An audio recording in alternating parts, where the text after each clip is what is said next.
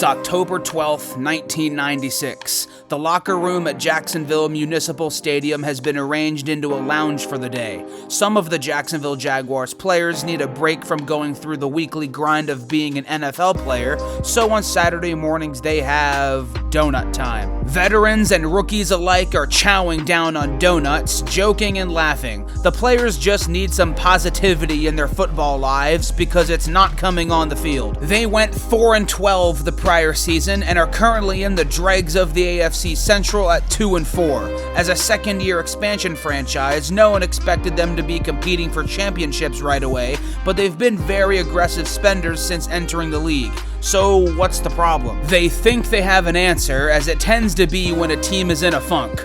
The head coach. In this instance, it's the notorious Tom Coughlin. You think your high school football coach was hard on you? You've seen nothing yet. Coughlin is the type of coach to be described as militaristic with absolute power. He's the type of coach who will tell you to cut your mohawk just to cut your ass off the team the very same day. His father, Lou Coughlin, served in World War II, and it's safe to say his military experiences rubbed off on his kids. He's the kind of coach who brings such a negative aura that players don't even want to look at him when they pass him in the hallway. So it makes sense that the Jags are taking advantage of whatever team bonding opportunities they can come up with. And then, to the dismay of pretty much everyone in the room, the Jaguars players, out of absolutely nowhere, are greeted by their drill sergeant of a head coach. He's made himself at home and sat dead center in the group of players that were aghast that he was even there. Moments after he enters, one by one, the players get up and walk out until Tom Coughlin is left all alone in the room. Just him and a box of donuts.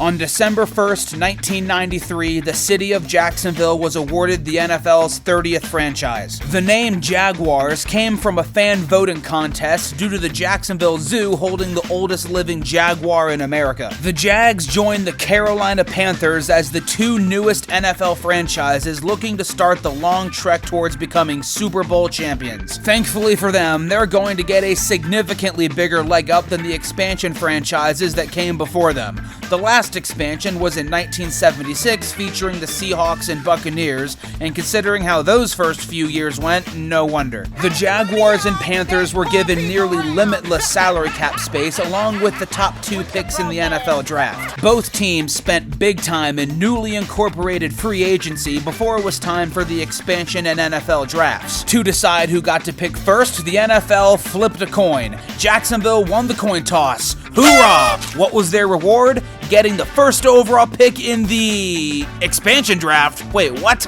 And Carolina gets to pick first in the college draft? We were thrilled that we lost the coin toss, but the fans here were not, and the media were not. Anyway, in the NFL draft, Carolina ended up trading out of the first overall pick in a deal with the Bengals, who selected injury-riddled running back Ki-Jana Carter. With that, the Jacksonville Jaguars were on the clock for the first time ever, and they had the pick of the litter. Although top quarterback prospects Steve McNair and Kerry Collins had to have been enticing, they had selected their signal caller in the expansion draft on Arizona's Steve Berline. With that, their selection became crystal clear. The Jacksonville Jaguars have selected tackle Southern California, Tony Boselli. And just like that, Jacksonville welcomed the greatest player in the history of their franchise, a Hall of Fame blindside blocker who would have gotten in way sooner if not for injuries. Before the Jaguars had even played a game, Tom Coughlin made it extremely clear who he is and what he demands of his players. Coughlin was hired as Jaguars head coach 19 months before they actually played their first game, so he had a boatload of time to learn every last detail about the NFL, thereby a factor in his incredible attention to detail. But the way he operated his first NFL team is a great way to gain insight into who this guy is as a coach. You know how NFL teams like to implement their voluntary off-season workouts? The players' team suggests training and conditioning for them, some do it, some don't, all that. Well, let's just say that Coughlin's version of voluntary isn't quite such. Before the Jaguars Jaguars had ever played a game, their players had witnessed the following: Coughlin screaming at someone for showing disinterested posture. Defensive tackle Ferret Collins threw a teammate's helmet, and when he refused to pick it up, he was cut on the spot. Guard Andrew Moore was told to cut his mohawk, so he did. Later that day, he was cut from the team. Some in the organization were fine with all this, but others were so distraught that they protested to the NFLPA. It worked, and the next season, stricter off-season workout rules were added. The 1995 Jaguars were not very good, as most expansion teams are. Steve Berline maintained his starting QB gig for a whopping 2 weeks before he got injured and replaced by Mark Brunell, who Coughlin scouted in 1994 while awaiting the Jags' debut and acquired via a trade with Green Bay. Both Berline and Brunell shared reps throughout 95, but Brunell, who was obviously the better player, would win out, and Berline was shipped off the very next year.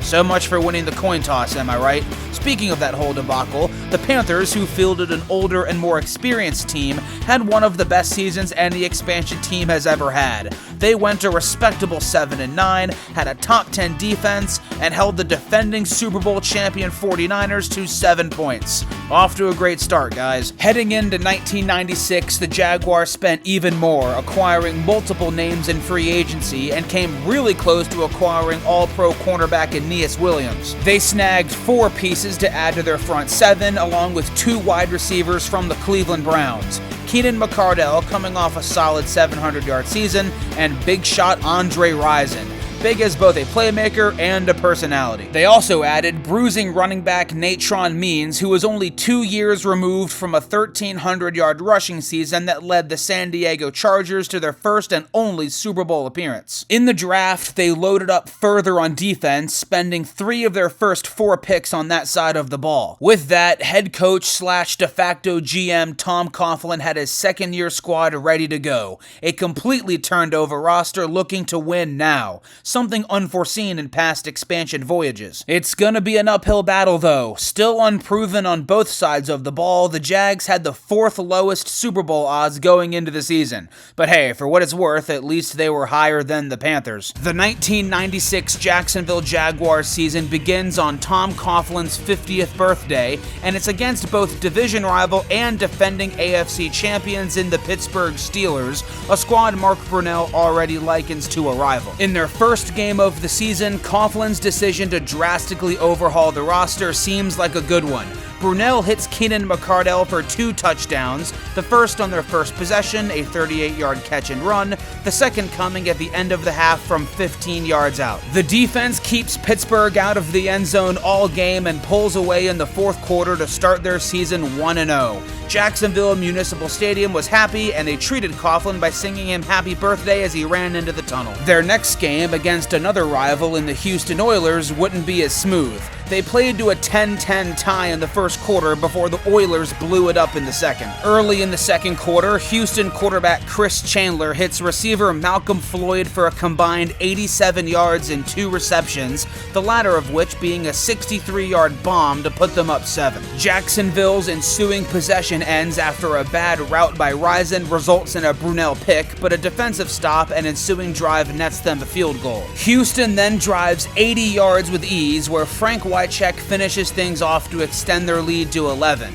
In the second half, kicker Mike Hollis shanks a 31-yard field goal, which the Oilers gladly turn into another score, courtesy of a 76-yard run by rookie running back Eddie George. The Jags flirt with a comeback, even recovering a last-ditch onside kick, but the game ends with Brunell's second interception to seal the loss. Not the worst thing in the world to be 1-1, but what does suck is that 5 of the Jaguars' next 7 games would be on the road. A tall task for just about any team, much less a second-year expansion squad. For the first time in franchise history, the Jags are off to California to play the Raiders. The top headline in a sloppy-ass game that featured a combined 5 turnovers was lots of scuffling. A player got shoved in the eye, having his vision temporarily impaired. Linebacker Clyde Simmons grabbed a dude's throat where he said he would have killed him had he not been restrained, and even Tony Baselli got into it with a Raider. The defense did their job, forcing 3 of those 5 turnovers, but the offense was non-existent. Down 10-3 in the closing minutes, the Jaguars had a chance to tie.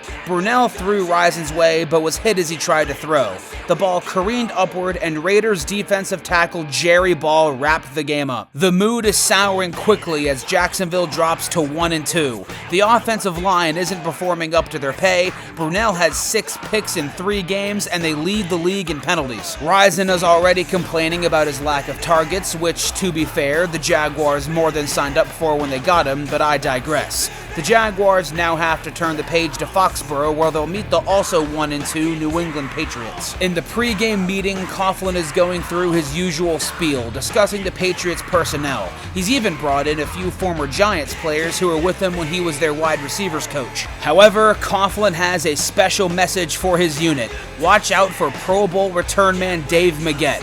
He's beginning what will be his 3rd Pro Bowl season, and Coughlin is aware of the dangers he brings. However, out of nowhere, in a place where no one dared speak over their head coach, one man in the back of the room had a different idea. A loud voice chimes in out of nowhere. F*** Maggette, and f*** the Patriots. We don't need to worry about no f***ing Patriots. We just need to go out and play our game. Yeah, you guessed it. It's Andre Rison. Rison is not only making an ass out of himself in front of the entire team and his dictator coach, but he's also drunk. Well, this is what the Jaguars signed up for. This is the guy who is charged with aggravated assault against his girlfriend Lisa Left Eye Lopez of TLC fame in 1993, who responded by burning his house down. This is also the guy who cussed out his own fans when he was a Cleveland Brown in 1995. So if Coughlin expected anything else from Rison, then that's his problem. Well, at least one of Coughlin or Rison's points on Maggette had an impact, as the Jags forced a fumble against him on the opening kickoff. Unfortunately, the hype dies down when they can only gain 3 yards on their first possession, and the ensuing 42-yard field goal goes wide. The rest of the half is a relentless Patriot beatdown where the Jags can't get on the scoreboard until the final play of the first half, where a Brunell Hail Mary deflects off the leg of New England's Willie Clay and into the arms of Jimmy Smith. Good for them, but they're still down 15. In the second half, Jacksonville begins to rally. Andre Rison easily has his best game of the season so far, with 115 receiving yards and 2 touchdowns to get them back in the game. With 8:26 left, Mike Hollis drills a 27-yard field goal to tie the game, and in the final seconds, they get the ball back with a chance at another Hail Mary. Come up with the ball, and here's Brunell waiting for his receivers to go downfield, and here it is. It is at the goal line, but time has run out. Do you believe it? Well, overtime it is, I guess. In the Jacksonville Jaguars' first ever overtime game, they lose the coin toss and never get to see the ball. Rookie kicker Adam Vinatieri slams the door and sends the Jaguars tumbling to 1-3. 1 week after the locker room vibe was frustration and hot-tempered players about to boil over, it's now shifted to silent sadness. Penalties continue to be Jacksonville's kryptonite. This time they were flagged a whopping 17 times for damn near 150 yards, many of which the Jaguars feel were illegitimate. Even Rison has nothing to say at this point, which might be the most stunning revelation of this entire video. Well, there is still one angry presence. Veteran cornerback Vindy Clark had an awful game and was essentially the fall guy for this game's loss. Toward the end of the game, Clark boiled over. He stormed off the field and commenced what we call a temper tantrum. He's had enough. He wants to be released. He was described as inconsolable and uncontrollable. If he doesn't respect me, f that guy, in reference to Coughlin. I have enough money. I don't need to put up with this. He continued to rant on the plane ride home, and as we all know, there's nothing more pleasing in life than a screaming baby on an airplane. During the flight home, Clark gets word that he's been released.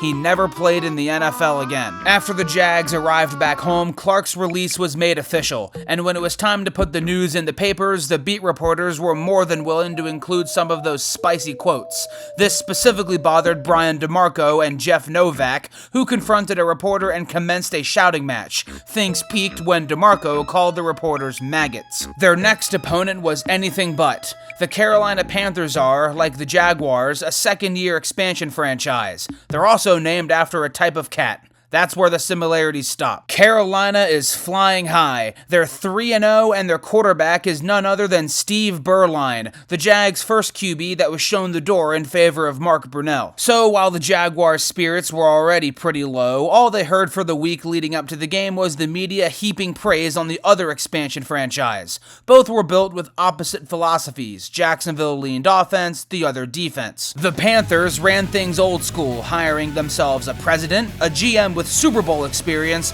and an experienced head coach, while the Jags hired a former college coach to do all three things at once. The Jaguars wanted players 26 years or younger, the Panthers wanted a squad of experienced veterans. Obviously both teams had their perks, but when debating the expansion bowl, it was hard to argue Carolina's results. So, how did the little brother respond? The Jaguars took over a year of frustration out on the Big Brother expansion franchise. As Leon Searchy describes playing angry, the Jaguars take a quick 14-0 first quarter lead. They end the half with a 53-yard Mike Hollis field goal to go up 17. And that's all they need. The defense suffocates Beuerlein and the Panthers until garbage time, and after sending him out of the game with leg cramps, the Jaguars lick their chops with a decisive 24-14 win. A statement the team badly needed. The Jags remain frustrated at not only their still lackluster 2-3 record, but the endless praise heaped upon the Panthers from the media. Oh, a player said if he was his old self, he would have said something during the week. Now, who could this player be? Oh, wow, never would have guessed. Coughlin, however, in a rare sight, is ecstatic right now, at least by his standards. This is what Jacksonville needed, beating their big brother to end a losing skid to shut the critics up. The pass rush got 5 sacks on Beuerlein, and running back James Stewart had his best game of the season. This is the morale boost the Jags needed. And now with the 0-5 Saints on their schedule, nothing's stopping these guys from kicking off a winning streak. This team makes no sense. In response to taking out an undefeated opponent last week, they then lose this game to those Saints. Their other win was against the Steelers, who at this point were 4-1. They have now lost to the 3-2 Oilers, 2-4 Raiders, and 3-2 Patriots to add on to the once winless Saints. They're meeting the challenges of playing a top dog, but lie down and die against lesser opponents. And with that, we've arrived at the donut incident, just a day before the New York Jets come to town. Coughlin's trying his best to make conversation, create good vibes, the works. Although a couple players are trying to make something out of this, there is no clearing the immensely awkward tension in the locker room right now. Coughlin at this point is finally starting to take the hint on how his iron fist leadership is hurting the team. It might be too little too late, however. The players can barely even look at him. After an ounce of hesitation, the players slowly start to file out. Coughlin's alone. Now, just 24 hours after one of the most obvious cases of inner tension in NFL history, it's time to play more football. For what it's worth, the Jaguars are matched up with, yet again, another cupcake in the 0-6 Jets. And yet again, the Jags can't get out of their own way. The offense stalls for much of the first half, letting Frank Reich and the Jets go up 14-3. After a field goal, Brunell hits Jimmy Smith for the score, and the ensuing 2-point conversion ties the game. Midway through the third, Brunell hits speedster Willie Jackson, who turns on the afterburners and scores the game's winning touchdown. The defense takes it from there, and the Jaguars improve their record to 3-4. Despite the 15 penalties, Jimmy Smith was the Jags' hero today. 135 of Brunell's 248 passing yards went to Smith, solidifying himself as the squad's go-to receiver. However, scratching and clawing your way to a win against a team who's lost each of their last 10 games isn't exactly a crowning achievement. They made Frank Reich look like his 92 playoff self after all. But hey, a win is a win, and a second-year expansion franchise can do a whole lot worse than 3-4. Next is another cupcake, the 1-5 St. Louis Rams. On paper, the Jaguars dominated this game. They had 36 first downs to the Rams' 8. They had a significant time of possession advantage. They only committed 3 penalties. I say all of this as if there's a catch. Of course there is. The caveat? 6 turnovers. 5 interceptions from Mark Brunell, including a pick 6 on their first drive and a fumble on the ensuing kickoff, which St. Louis turns into a field goal. Turnovers aside, the Jaguars still had a chance to win this game. Down 3 with seconds left, Brunell hits Willie Jackson on a slant and is off to the races. A great tackle from Roman Pfeiffer saves a touchdown, but with no timeouts, the Jags rush to the line to spike the ball, but not before the clock runs out. Jacksonville is convinced they have another play. The officials get together and they disagree. Ball game over, Jaguars lose. So with morale already in the toilet, now the Jags feel like they got hosed. Let's check in on the guys. How are they? Let's see. Boselli and Searchy are convinced they were jilted. Brunell's doing the whole "it's on me" bit. All right, everyone has to do that at some point. Rison's chasing the officials into the tunnel. Okay, that makes sense. In the midst of a tense week at the office, the Jaguars had to head to Cincinnati to face the 1-6 Bengals. Fans have had enough of Coughlin. Jacksonville media is making some jokes at Mark Brunell's expense, but at least he's taking it like a champ. Just gotta dust yourself off, and Andre Rison's in the papers again.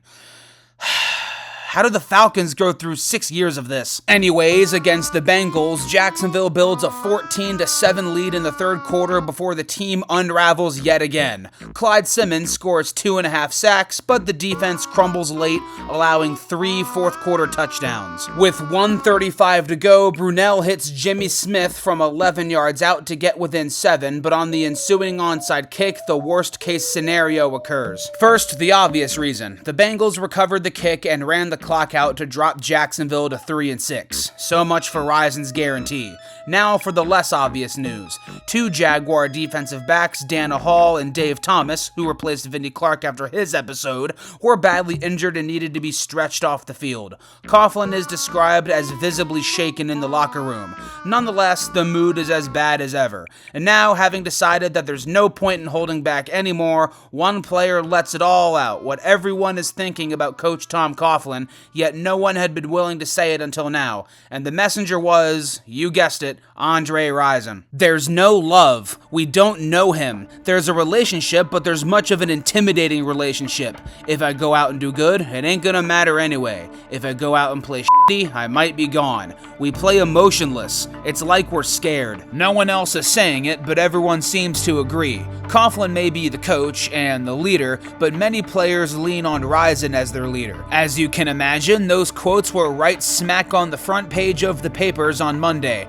Tensions high, frustrations at a peak, it was a perfect time for the bye week. Regarding the injuries, there was at least some silver lining. Although Thomas was done for the year, Hall was ready to return for their next game. Then Coughlin saw the papers. Next thing you know, he's in a shouting match with the reporter. Players are just laughing. Welcome to our world, they say. Their next matchup was one highly anticipated by a certain wide receiver as well, so he could use the laughs. In 1995, Andre Rison signed a huge contract with the Cleveland Browns, who were looking to add the last offensive piece to a contender. Rison instead had a terrible year by his standards. His 5-year, $17 million deal became an albatross. During said season, owner Art Modell announced that he was moving the Browns to Baltimore. After the announcement, Cleveland's season went up in smoke. In the midst of a Week 12 loss, Rison was booed relentlessly because of not only Cleveland's inevitable departure, but Rison's poor play, and let's just say he was not short on words. We didn't make the f***ing move, so for all the booers, f***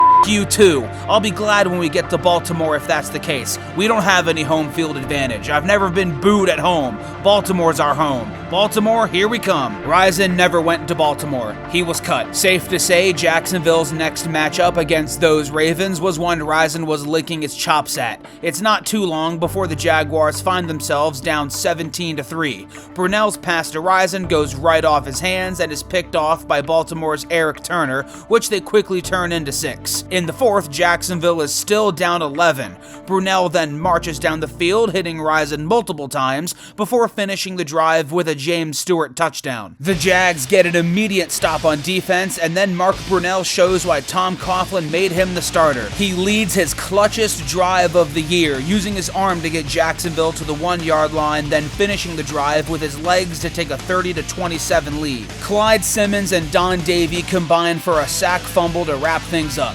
Jags win. Although Andre Rison didn't exactly set the world on fire this game, he was sure as hell willing to forget all the bad-mouthing he's done about his quarterback in the past. With a loose locker room for the first time in ages, Coughlin understands how important that win was. Back on track. Even better, Coughlin is pumping the brakes on practice. The mood in Jacksonville is steadily improving, just in time to run into the Pittsburgh Steelers again, and for them to get their butt kicked. There's nothing to point the finger at this time, no one goofy stat to laugh at. Pittsburgh is just better. There is one thing in this game worth noting. In the third quarter, Mark Brunell throws Rison's way thinking that he was going to run a post. Instead, Rison just kept running, so Brunell's pass was easy pickings for Pittsburgh's Dion Figures. What's the very next thing Jaguars fans are treated to? Brunell yelling at Rison as the two walk off the field. Rison insisted that the two were cool, just a heated moment between two competitive teammates, that's all. Andre Rison might be a pretty obnoxious personality, but despite everything, he's happy here. The weather, the trees, the fan support, the support of teammates, they view him as a mentor. For many of the players, when Coughlin is red in the face screaming at them, Bad Moon is the one they turn to. Rison loves what he's described as Jacksonville, this little island. Newsflash, the Jaguars locker room is sprouting with negativity again. Now what? Let's see here. Some players want to fight, some are sad. There is faint dialogue going on, but nothing more. They're forming a big huddle around one of the lockers and... Oh, look at that. ESPN is on. That's weird. What's the occasion? It's almost like someone died. Wait a minute. That's Andre Rison's locker. What are they... Oh. Oh my God.